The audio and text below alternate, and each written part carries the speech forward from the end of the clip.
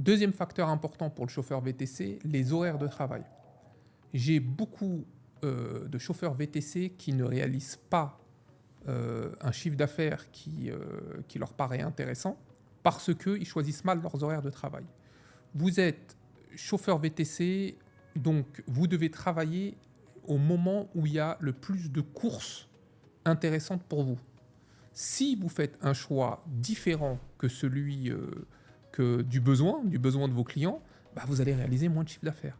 Et les horaires donc, à privilégier lorsque vous êtes chauffeur VTC, c'est très tôt le matin, d'accord, à partir de 5 heures du matin, puisque vous avez les premiers aéroports aller et les retours aéroports vers 6-7 heures du matin. Le soir, le week-end, parce que vous avez toutes les personnes qui sortent, qui vont en boîte de nuit, etc.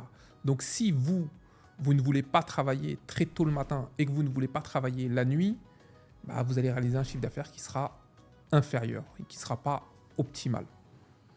Comme critère également, on a l'amplitude horaire. Effectivement, entre un chauffeur VTC qui travaille 60 heures par semaine et un chauffeur VTC qui travaille 30 heures par semaine, la différence de revenus sera énorme.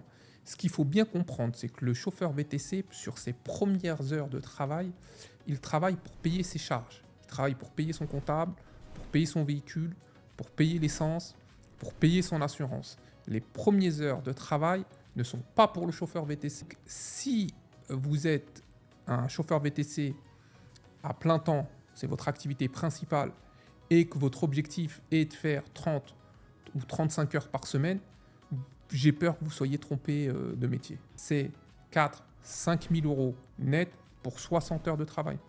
On va aussi parler réalité du métier. Une heure de travail, c'est une heure où vous êtes dans votre véhicule, dans une zone à forte demande et où vous êtes prêt à accepter une course. Si vous êtes prêt dans votre véhicule, vous êtes prêt à accepter les courses, mais que vous refusiez toutes les courses parce qu'elles ne vous intéressent pas, bah, vous n'êtes pas en train de travailler. Donc là, on va revenir aussi, c'est un point ultra sensible, c'est quelle course je dois accepter ou pas.